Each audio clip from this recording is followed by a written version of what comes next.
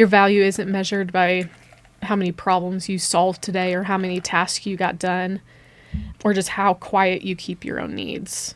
Yeah. It's okay to be the one that needs a seat at the table. It's okay to not be okay. So Brady, I have a question for you. What's it like when the corn is high, but the chaos is higher? It's a lot of things, but it's never boring. This is the Farm Wife Files, Life Between the Rows. Welcome back to this week's episode. Hello, you're going to have to edit out that clink that I just made. Well, nothing new to your day. Having to edit out my sounds. Well, and even if I don't edit it out, listeners, you're just going to have to deal with it. Yeah, you guys know by now that I'm always fidgeting or doing something. Brady sorry. has ADHD. Yeah, sorry, not sorry. Medicated or not medicated. Yeah, used to be medicated. Not medicated now. Maybe should be. Questionable. Either way. Yeah. Well, yeah, what are we talking about today? So I will be completely honest. I think when I first made this concept for this week's episode, I was looking at it through the lens of myself and just what life is throwing me curveballs right now. But, you know, as I was thinking about it, before we spoil it, I do think that even though it doesn't 100% relate back to you, now that I have looked at it in a different lens and I was looking at it through a word.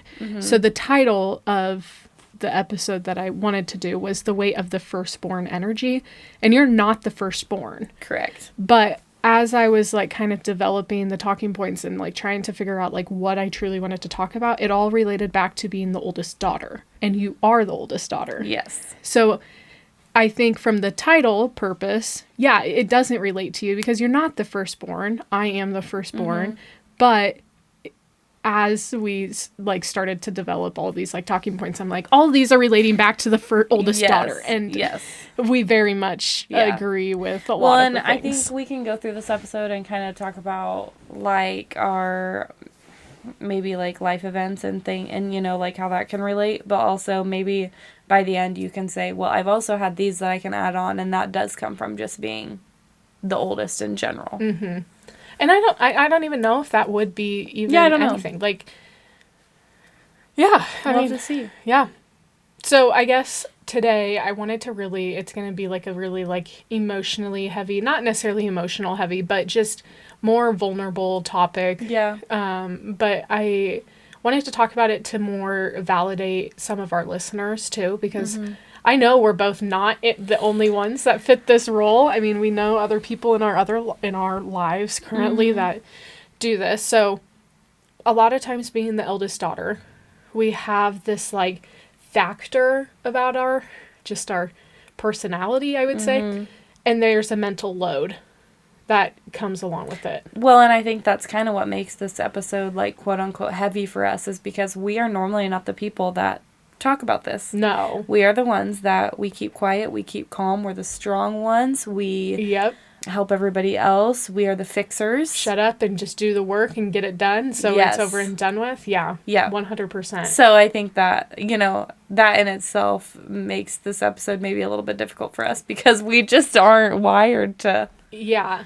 And I think the things, okay, so just getting completely into it, as the oldest daughter, I'm going to say, or just oldest in general, we oftentimes are the person that's sitting in the corner of the room scanning for all the problems. We're not just going to jump into it. We now you say this first child is the one that is the easy child and it's just go with the flow. And then that second child is a menace and they're jumping off things and running all over the place. You see that a lot on TikTok right now. But as I have grown up, I'm I was definitely the child that sat, and child, adult, whatever age I was at that point. I was very much, and any of my family could correct me because clearly I don't remember what I was doing at 5 years old. But I do agree that I think all of my family would agree that my brother was definitely the crazy one of the bunch, not me.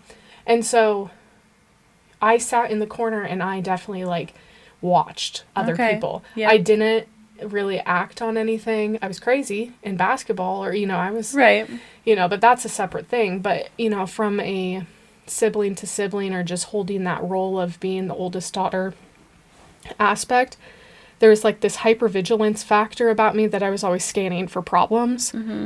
And I was very reserved about it. Where I feel like even as an adult, you are one that's, you're not maybe initiating conversation, but you're sitting and listening. Oh, 100%. And like you'll add in, but 100%.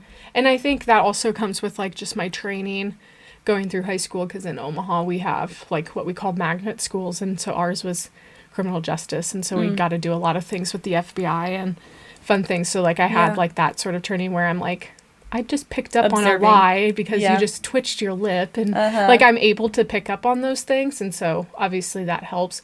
But I'm also not a super public person. right. But like you said, at the beginning you said the oldest daughter is type, we don't talk about the feelings. We're going to shut up, put our head down, and we're just going to do what we're going to do. And I think that comes with kind of being more of a private type. Well, and see, for me, I can relate to both, because I am the crazy second child, but also as an adult being the oldest daughter, it's just a whole different role. And so I think as a child growing up with, you're too loud, you're too much, constantly hearing that, I then turned it into, and maybe I was even a teenager when I kind of started to like, I don't know if rein it in is the right word, but then even, getting to be an adult of like observing the problems and needing to be the fixer all the time. And I think as a child, maybe I even did that, but I always had such big emotions that it didn't look like I was the fixer. Do you feel like there was times in your childhood that now you see in your adult life that when you say that you were the fixer, that you were responsible for maintaining the house or being quote unquote a third parent to maybe a sibling, maybe just adult responsibilities? Yeah, but I think that comes with, that's just like society too. Yeah. I think our parents did a little better, but like even with their parents, like that was kind of expected of you. Like if you were the older sibling, you're supposed to take care of your other siblings. You're supposed to take care of the house. If mom and dad have to work, you're supposed to make supper. Yeah. Whereas I think like our generation of parents did better with their kids, and now our generation with our kids. I have talked to my mom about this, especially about boundaries, where our parents were not allowed to set boundaries with their parents. And so that was a struggle with them for their kids. They did better, but then now we watched our parents struggle with that. So we are completely on the other end of the spectrum. Yeah. Where we are like such boundary setters. We do not, like almost rigid boundaries where we don't allow there to be gray area, because we did watch our parents not be able to set those boundaries with their parents. Well, and we maybe didn't necessarily realize that, at that age, but, looking back on it, and I think it's a society thing. It wasn't like our current grandparents' fault. It was, that's just what society was expected, and that's what you did, and whether it's changing for the good or the worse, like, it was just the times. Plain and simple. Yep. I'm always a huge advocate for setting those boundaries and, advocating for what is best for you and your family. But yeah, I do feel like there would be times where I would take on the emotional heaviness of making sure my brother was safe or happy or not being a complete crackhead, like running around the house. Right. Like kind of reining it in. Yeah, like you're going to break your arm if you jump off this, our staircase. Don't do it. Yeah. Not that my, parents weren't paying attention. It's just, us kids, you always want to do something crazy with your siblings. But I was definitely, more of that time with my brother, I would say. And I only have one brother. You have multiple siblings. Yeah. And a wide litter of us. I was going to say, and a wide age range. Yeah. Yeah, I don't know. That's hard for me because I have an older brother, and then I have a sister who's 18 months younger than me. And then we have a 18-year-old brother and then an 11-year-old sister. So I felt like we were almost split up. I felt like my parents almost had the three of us and then had a new family. with my two younger siblings. And even their parenting looks different.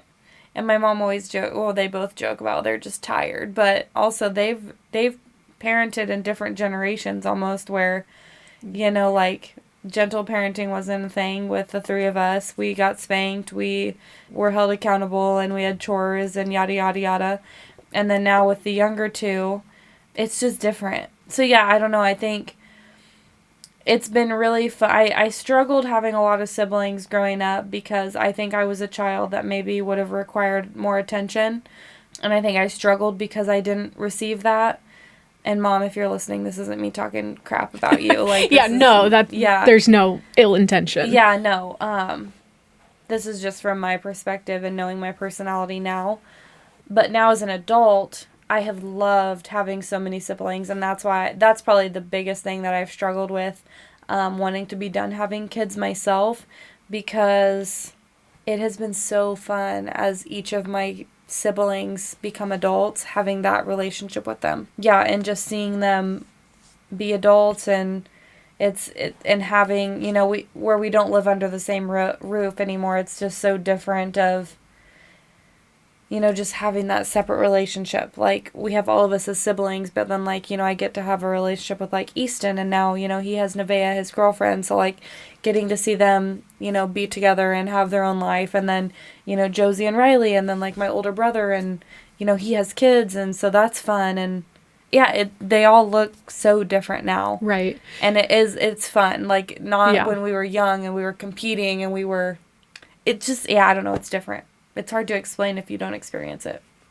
I would say, I think with, like, my brother and I knew when he had a spelling test. I knew when he, all of these things, like, I saw the day-to-day. Now, I talk to him as much as I can and as much as he wants to talk to me, because usually he's talking to a brick wall. What do you want? Okay, sounds good. Like, that's just how he is. But, yeah, back in the day, you used to literally know when they were pooping, sleeping, eating, like, all the things. And now it's like, oh, what were you doing last week? And how was that? Like, you just don't get those. But I think those conversations are much more meaningful now that you don't, or, like, I also don't live under the same roof with my brother. And so having those relationships just means, so it's a different type of meaning, because you get to, like, actually say, like, oh, you have a girlfriend. Oh, you're growing up. All right. Sounds good. Like, that type of stuff. I think I'm kind of switching gears, but one of the things that I really struggled with, and I still struggle with, is I always used to say I'm fine, and I still do it. But, like, usually the oldest daughter, the oldest of whatever, there's always, like, this stigma of, like, I'm just going to shut up and say I'm fine because I don't want to be that problem. I want to fix you said the fixer. Like, you don't want, we stop sharing our true, authentic feelings and self because we don't want the attention on us, because we have been providing our attention to other people. And I think that I 100% struggle with, because usually they're like, oh, how are you doing? Oh, I'm fine. Yeah, you are. Just, that's your... And I might truly, like, be, I'm fine, or I'm good, like, whatever. But at the same time, I'm like, oh, shit, there's a lot going on. Yeah. And I personally always say, like, oh, there's a lot going on. Oh, what was it? There was, like, a TikTok where it was just like, I got to a point in my life where something along the lines of, like, I got to a point in my life where I don't care about sad stories anymore, because I had a sad story and I still made it through. Oh, right. I've seen that. That's kind of been a trend. Yeah, and I'm like, like...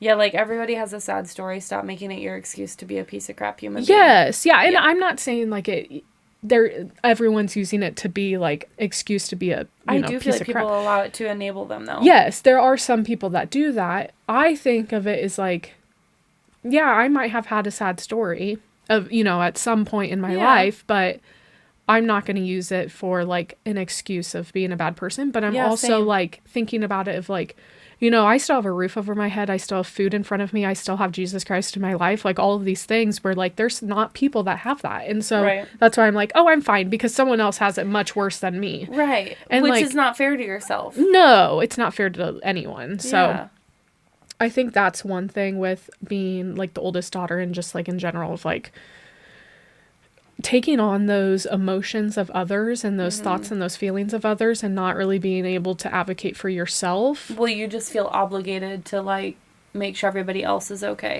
which I'm not sure why.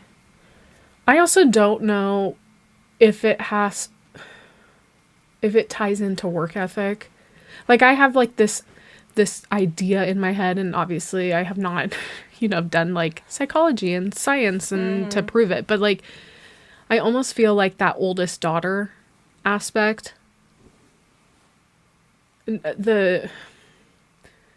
we sometimes have to always worry about someone else, or we always have to be doing something to mask our own thoughts and emotions of what truly is going on in our own life. Yeah. Which I am 100% guilty of.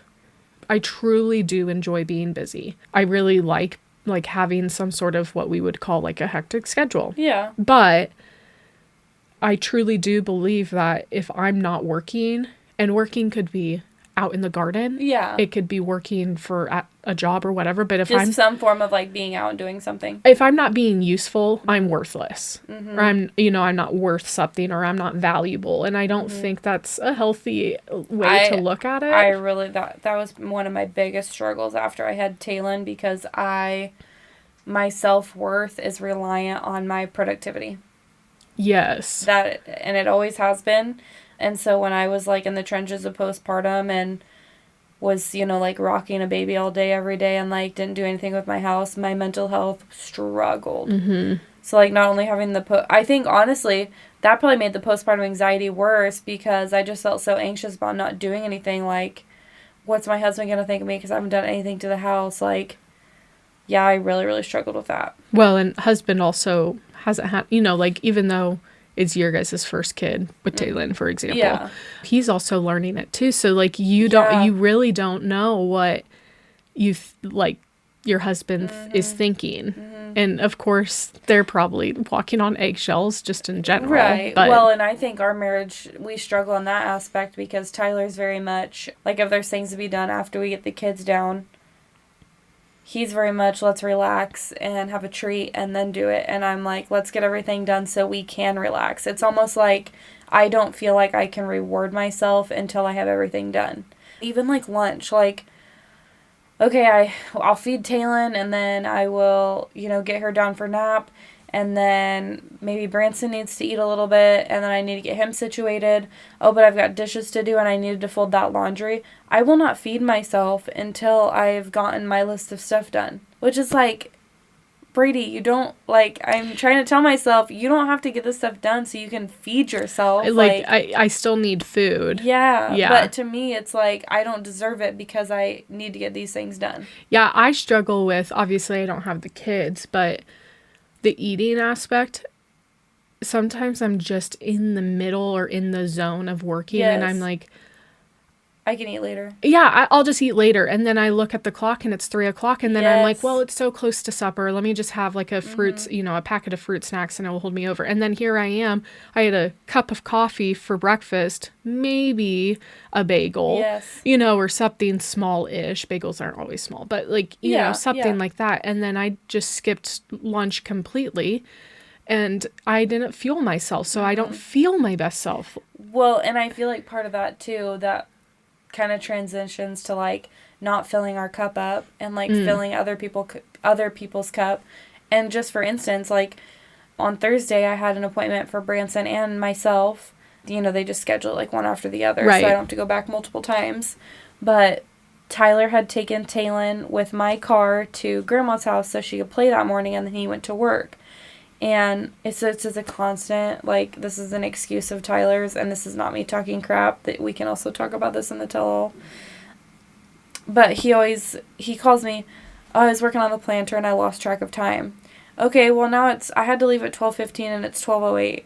So now I don't have time to stop, and I guess I could have made a sandwich at home, but like, I was trying to line it up so I could feed Branson so he would be good to go on the way to the appointment and waiting for the appointment. So I had his appointment at 12:45. I had my appointment at 1:45. the office was taking forever. I didn't get out of there till 3. I was starving. Yeah. And instead of, like, taking it out on Tyler, I don't think I was passive-aggressive, but, like, on the way there, I'm, like, so mad at him. Mm-hmm. Because I'm, like, you selfishly, again, took time because you lost track of time working on your planter, even though we have God's galore of technology that you could set a timer or a reminder. So now I'm starving, and, like, breastfeeding is, like, you need extra calories. You're gonna die. Right. Yeah.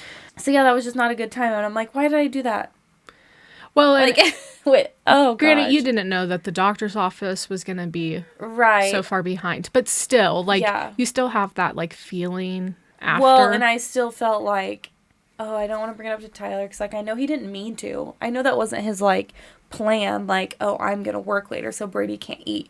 I know that he would never think that. But it's like, why couldn't you just healthily be like, that was inconsiderate because I'm trying to plan out my day. And I get that you want to get stuff done, but, like, you know, you don't have other people, like, small humans relying on you or, like, planning that out a certain way like I did. Yeah. But I just didn't want to say anything because I'm like, I don't want to bother him with it. It's fine. I ended up eating, and it's fine. But it's not fine. I was going to say, we keep saying lunch at 3:00. You keep saying, I'm fine, or yes. It's fine. And going back to, like, the filling the cup, do you feel like, and I personally feel like, especially in our friend group, I have seen this, like, and I am very much, like, making an assumption here, but I feel like sometimes people portray me, specifically in our friend group, like, oh, she kind of has it all put together, nothing really, like, is happening, like, dramatic in her life, or she always just kind of sits in the corner and doesn't necessarily say things, or whatever. So do you feel like people don't check in on those types of people? Oh, for sure. Because they say, I'm fine, or she has it okay, or she is okay. Like, they just assume everything's fine. Or do you, like, what's your thought on that? Yeah, no, I see what you're saying there, and I think it's both ways. I think it's there's nothing big going on, and it's always like an I'm fine, you know, like, aha thing, where it's like, oh, okay. But then also that person portrays it to be like, it's hard to be open, so maybe people struggle with, especially when you're not super close. Right. Like, you and I are close enough that we can read each other super well. And we know when to bring something up or not to bring something up. Whereas, like, maybe other people in the friend group that, you know, because we're all a friend group, but you can definitely say that these friends have ties and these friends have ties, but we've all came together because these people are friends. So maybe whereas you're, like, more of an acquaintance or, like, not as close of a friend with somebody in the friend group, that they don't really know how to read that situation, so they don't want to, like, step on any toes. Yeah, or be like, oh, would she like it if somebody reached out about that? Or, you know what I'm trying to say there? I think no matter what, at the end of the day, not just me, but I feel like there's sometimes where I spend so much time and energy filling other people's cup, like you said, but I don't get that in return all the time. And so then I feel like I'm kind of at that age where I'm like, I'm starting to recognize that. And so and pulling back. Yes. Hopefully, yeah. As we should. Because, it's just, I'm like that where I've hit an age or I have so much on my plate that I'm like, I can't. And I don't expect people to know what's on my plate at all times. Right. Because if I haven't outwardly shared it, how are they, you know, I don't have that expectation that they would know. However, you know, there's been sometimes where I have just sent a text message and be like, hey, thinking about you, hope all is well. And I took energy, or even like a happy birthday text or something like that. And then when it came down to me where they outwardly know something's going on, or they know it was my birthday, or, you know, something like that, like that they don't do it. I feel like, going back to the whole topic of being the oldest daughter, like sometimes we just like brush that off of like, okay, yep, it is what it is. Like, that's just my role and that's what I just have to deal with. And again, I'm fine. And it is, you know, like, it's just. Well, and I think part of that just comes with age, because I have finally found myself where I'm like kind of just reading the room, I guess. Like, okay, I know that this person isn't big about, like, reaching out or checking in, and they don't need that. So I am not going to go out of my way to fill their cup up when this maybe necessarily isn't their love language or something that they need to feel loved by me. So even though I would desire that or I would like that, I need to stop taking the energy out of myself to give that to them. So I don't know, I've just kind of... And like I said, that's came with age, and honestly, just recently. Or maybe not even age, but, like, with the kids, experiences. Like, yeah, and, like, just knowing I have to prioritize things over other things, and, like, I don't have the time or the want, really. Yeah, I think it's the want. Because it always, I mean, I also think that it relates back to, like, capability of our life. Like, sometimes... I'm going to use you as an example. Like, you're really capable of doing a lot of things. Yeah. Like, you're just going to be independent. Before we recorded, I went to go use the restroom, and there's that barn door that you literally handmade. Like, you made this barn. You are very capable of doing whatever. You're going to do the research. You're going to do all of that stuff. Yeah. But do you feel like sometimes when you portray yourself as... I'm very capable of doing things, and I'm very capable of doing a vast majority of these things, that people stop offering help? That's really funny you say that, because I think this is not me talking crap on Tyler. I love him so much, but I think oftentimes he takes me for granted because he knows how independent I can be. But what he doesn't understand is I don't always want to be. I don't always want to do it all by myself. Yeah. But at the end of the day, he knows anything, and I do mean quite literally anything that has to do with the household, I'm going to take care of it. And so it's just, you know, when he's got his plate full with the farm, he knows that he can drop the ball and I will take care of it. And that's fine sometimes. As a spouse, I know that he needs that sometimes, and I can do that. But there are other times where I need help too. I can't do it all. How do you feel like you're going to break that cycle of, like, I got this, to... Gosh, I don't know. I mean, I don't even think it's something that you can really, like, because I feel like it goes with ebbs and flows of your life and what's going on. Because when Tyler's planting or when Tyler's harvesting and he just can't... You don't have a choice. Yeah, like, I have to do it all. But also it makes me wonder, would Tyler prioritize his life differently if he knows that I couldn't do it all? Or I wouldn't do it all? I don't know. If he didn't have me, he would have to figure it out. But if he didn't have me, he also wouldn't have the kids. And right. I just, looking at all the different, like, husband-wife relationships that I know, like, 100% I think Cody and I are the most independent. Oh, for sure. Type relationship. Like, we just do our own thing, and we are still husband and wife, obviously, and we still come together, but we don't, we'll communicate saying, like, I'm going to be in Omaha on this day, or I'm going to do this. But, like, I don't expect him to come with me, where there's some relationships that I see where, like, they literally do everything together. And I don't think it's right or wrong one way or another. I mean, whatever works in your relationship works in your relationship. But sometimes I get personally, like, really annoyed with... There's those couples that have to do everything together. I'm like, just go do it yourself. Yeah. Like, see, I love to do things with Tyler. Oh, yeah. But I'm not going to miss out on things because he can't attend. Or, like, I'm not going to stop myself from experiencing XYZ or letting my kids experience it because it's going to be hard for me without Tyler, or because I want Tyler to go. Of course I want my spouse to go. I have a great time with Tyler, and I normally have a better time when Tyler's around. But... I don't want to miss out. So I'm not going to, just because Tyler's busy with the farm or doesn't want to go or whatever the case may be, I'm still going to do it by myself. Yeah, I think that's I think some people struggle with that. And if you just don't want to, like, that's fine too. But I know people personally who, like, hermit themselves because their spouse won't do it, or, like, their spouse is the only one that they'll interact with or do things with. Yeah. Yeah. I struggle with, and I it's just because Cody and I are so independent. Like, I struggle with that. Right. And I know that I get very, like, not angry. That's not the right word, but I get very, like, annoyed because I'm like, just go. Yeah. Go do what you need to do. Right.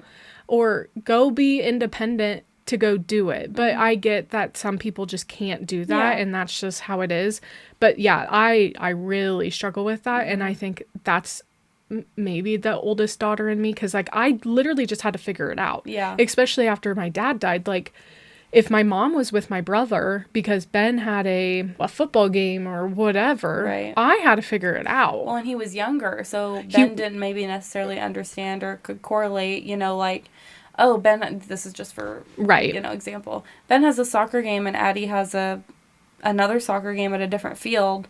Addie can drive because she's 15 and it's a school event. Yeah. And Addie can understand she's not going to be as hurt if I don't make it to her soccer game. Well, but I need to be at Ben's. And that, because maybe he's more emotional, or maybe he needs me more. Yeah. I think that specific situation has been a really big conversation point in Cody and I's marriage. Not necessarily like that specific scenario, but I really, really struggled with Cody having to take on the farm related chores at night because his parents were off chasing the sisters around. Yep. I have a very different outlook.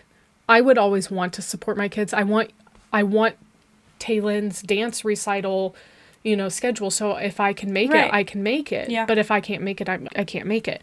My thing is growing up, because I was 15 when my dad died. So obviously I was turning 16 that next month, because he died in December. Right. I turned 16 that January. My brother was 13 when my dad died, turning 14. Okay. Different. Those are very different ages. Very different ages. They're not that far apart, but they're just like maturity. He was still in middle school. Yeah. Like, and so there was that conversation of my mom needed to make sure that my brother was, you know, to football game where I could drive. We lived outside of the city limits. I had a school permit and I could drive to, you only did all school events, and all of my school, like if it was like a club practice, was at my high school. So I didn't have to. Just like being in a parent role right now, trying to relate to that, like, unfortunately, I can see that because like right now, if something was to happen to Tyler, like, Branson just needs me right now more. Right. Mm-hmm. I mean, they both need me, but Taylin's able to survive on her own for a little bit. She can live off of fruit snacks. Might not be the greatest thing, but like Branson literally needs milk, and that's the only thing of his diet at this point in time. Yeah, and sorry, I just kind of had a realization of like thinking about it from like a motherhood standpoint, like And I never had any, like, ill intention towards my mom. Right. No. Like, my mom was, like, just trying to frickin' survive and navigate that life just as much as we were trying to navigate it. But I always never had, like, that, like, ill intention of a feeling like, oh, mom didn't make it. And it wasn't because mom didn't want to come. It was because mom was chasing brother around with his frickin' like, whatever you want to say Ben did. Where I did have a lot of, like, not great feelings when Cody would have to just take on the farm because he was the oldest and both sisters were playing volleyball or, you know, doing these things. And, Cody's parents would just travel all these places. And I'm like, I don't think people, like, I, again, have a very different, I don't think you need to go to every single game every single time in every single location. Again, I grew up where I didn't have a choice. Like, it was like mom would show up when she could if Ben didn't have anything. And if mom didn't show up, it's not the end of the world. I wasn't going to have any hard feelings. But, like, I understand that not everyone has that type of mindset. So I don't know. I just feel like I personally still struggle with that idea and that concept of, like, relying on other people, and that's why I just am very much like, head down, let me just take care of it. I'm not going to talk about it, and let me just get it done. Yeah, I'm just with that relying on, like, I cannot be reliant on other people. I really struggle with that. I just even with my husband. Right. And if I do have to rely on someone else, I've already talked myself into a plan B because I know I will or maybe not most likely be let down, because there's some people that I can trust, you know. But like you, it's so refreshing. I don't have to be here at 11. Yeah. And you'll know I'll be here at 11, if not earlier, where it's like... Or whereas, like, hey, you focus on 3 topics, I'll focus on 3 topics. I don't have to do 5 or 6 because you're not going to do yours. Right, or it's going to be, like, the morning of, and I'm putting something in. Like, be responsible enough to get your stuff done. Yes. Yeah. Which is so refreshing, because honestly, I do not feel like I have a lot of people like that in my life. Yeah. Where it's like... And I feel like some people don't understand, like, if we make plans to go do something and it's like, oh, I can't make it, or oh, this came up, or oh, I'm not feeling good, like, whatever the case may be, like, and I get it, I get stuff happens, but I don't feel like people understand, especially when you have kids or a busy schedule, like, how hard it is to, like, to reschedule, and not even that, but, like, being a stay-at-home mom, I look forward to things. Like, I plan out our week so that we can get out a certain amount of time, so I don't start getting, like, mentally wiggy, because I gotta get out of the house, and the kids have to get out of the house. And so, like, planning that all out, like, one, that takes a toll, just trying to get everything lined up and figured out, but then also having the excitement of, ooh, we get to go do this, or we get to go do that, or whatever the case may be, and then getting a text that morning, oh, we're not feeling great, so we're not gonna make it. Oh my gosh, that drives me crazy. And then half the time, you know, it's BS. Well, I have... Like, I know you're fine, and you just really, I don't feel up to it. And I think that happens. I'm sweating to death. I think it happens every once in a while, and I need to remind myself, and here I am making excuses for, like, my own feelings, and I should validate these own feelings, but I get that babies specifically get sick, and especially young children in peak flu, cold season, like, it can be a very scary, trying time. So, yes, if your baby is sick or whatever, don't kiss the baby, don't, wash your hands, all of this stuff, don't bring the baby around type situation. But when you use an excuse of, like, baby is fussy or baby didn't sleep well, baby's still not going to sleep well whether it's at home. Baby's still going to be fussy at home. Why are you telling yourself you're not going to go fill your own cup up? Right. Or are you using your kid as an excuse because you don't really want to go? Yeah. Like, I don't know. I struggle with that. And again, don't have kids. I need to work on, like, believing the people, because it's like, normally I'm like, oh, you're not actually sick, or like, oh, your kid's not actually sick, you guys were just out yesterday. Right. That's not my story to tell. No. Like, I'm allowed to be upset, I'm allowed to have certain feelings about it, but, like, I don't need to be judgmental about it. No. You know, I tell this to Tyler a lot, because he's like, are you mad at me, or yada yada. It's especially, like, when the farm takes more of him than he says it's going to. And I have, like, visual feelings that I'm obviously upset. And he's, oh, you're so mad at me. And I said, it's not that. I said, I'm disappointed. Yeah. I'm allowed to be disappointed. I was looking forward to XYZ, or I was looking forward to having you home when the kids went down, so we had an X amount of time to spend together. We could actually be husband and wife and not mom and dad. Which is very far and few between nowadays. So I think, like, differentiating the feelings of, like, being mad and upset at you, and no, I'm just disappointed in this situation. And same with other people, like, when we've made plans and, oh, I'm sick, like, I need to be, okay, I'm allowed to be disappointed, that's fine, like, this didn't work out, but I need to not be judgmental and being like, you are not being honest with me. Because I don't know. Right. We don't know what's going on in people's day-to-days or what's actually happening. Yeah. And until, like, they feel comfortable sharing it, or, like, we specifically reach out and help, I think it's a two-way street. Like, I know I'm not perfect in that situation. No one is perfect, by all means. But, like, I like how you said, like, I'm allowed to feel that feeling. Or I'm allowed to feel this way, or I'm allowed to think this way. Yeah. I think it's really important to, like, look at those situations in, like, a godly way. Because, like, I'm allowed to validate my own feelings, but I don't need to be judgmental of that person, and I don't need to, like, allow a hatred or I don't want to have an icky feeling about other people. Like, obviously, there's been situations in my life and relationships in my life that kind of like the fool me once, fool me twice thing, where it's like certain things have happened, and so I've maybe distanced myself a little bit, where I'm like trying to be godly and gracious about it, but you can only allow that to happen so many times, and then it's like, okay, this person is not, like, I am continuously getting like the icky vibes, the icky feelings, like my feelings are hurt, and or it's not reciprocated relationship. And so you do have to take a step back. But I do think when we do have really good friends that are a constant, that maybe, you know, just have to let us down in that moment or have things come up, that we need to try and have a little bit more grace. Yeah. But it is a fine line. Yeah. And it's really hard to, I don't know. I think it's just like I don't always validate my own feelings because I don't have kids, and a lot of times Why should that matter though? But I think it's just because it's like, okay, yeah, I wasn't up all night like dealing with a breastfeeding child or something, or like, okay. But still, I've never had a scenario with you where I'm like, well, Addie doesn't have kids, so ... No, I don't think it's that way, because I do really try to be like, okay, yes, like, it's very easy for me to send a text, you know, to say XYZ or check in on someone, say happy birthday.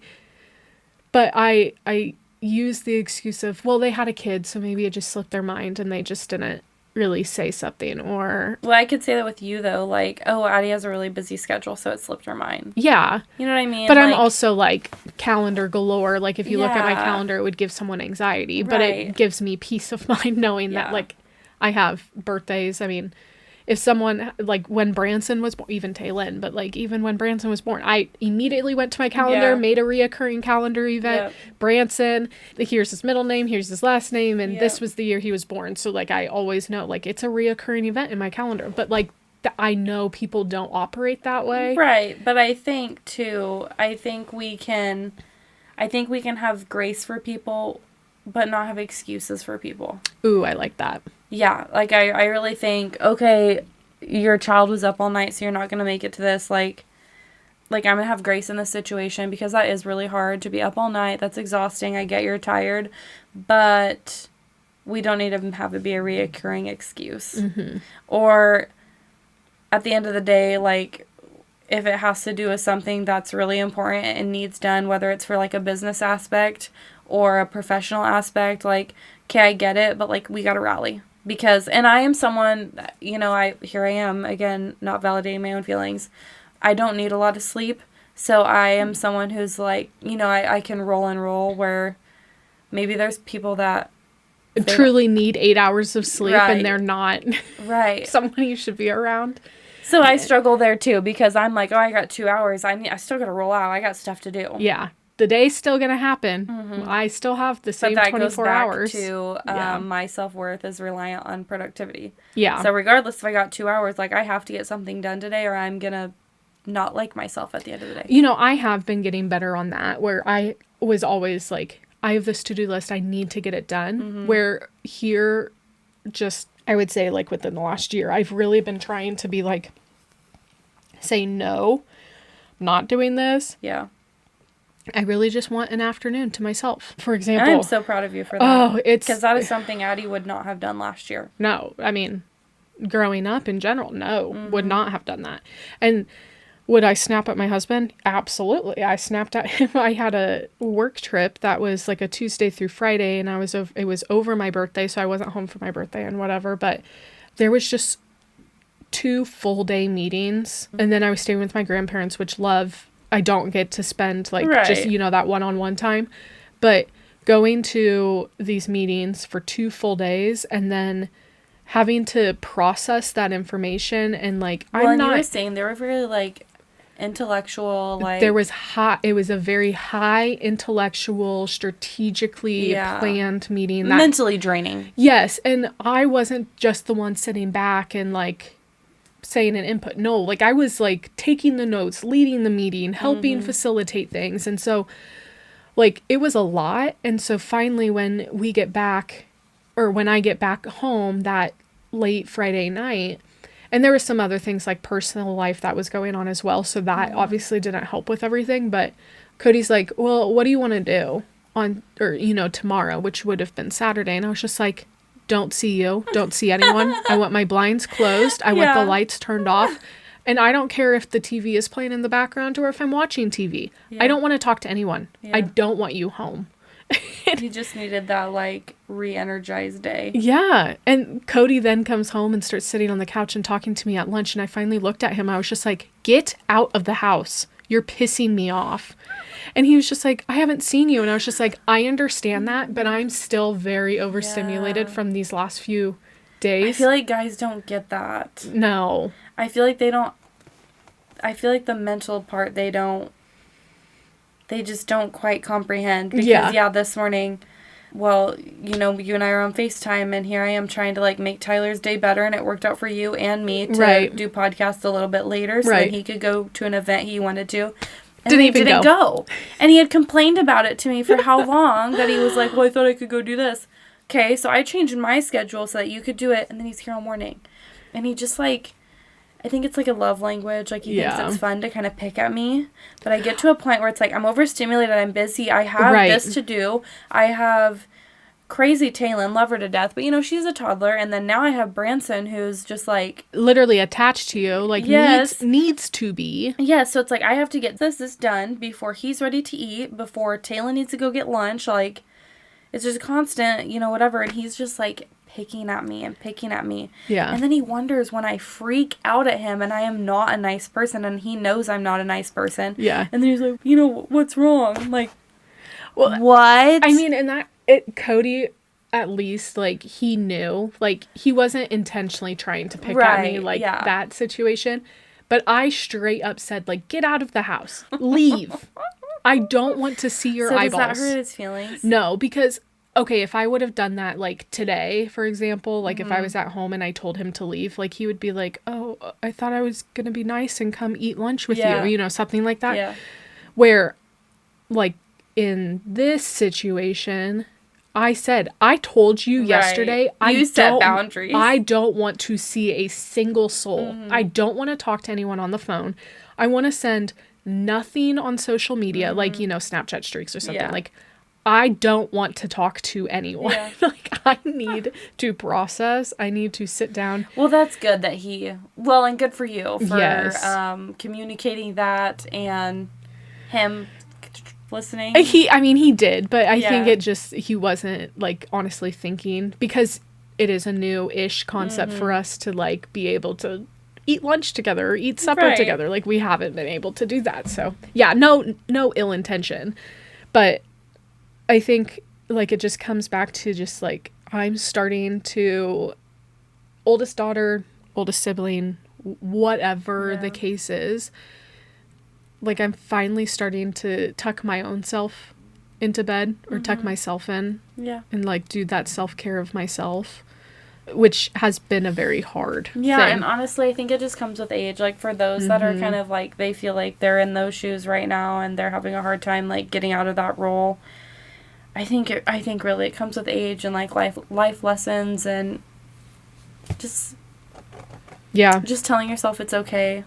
Validating. Yeah. Well, I think to end, but, like you said, there was a phrase that I was like, oh, I like that.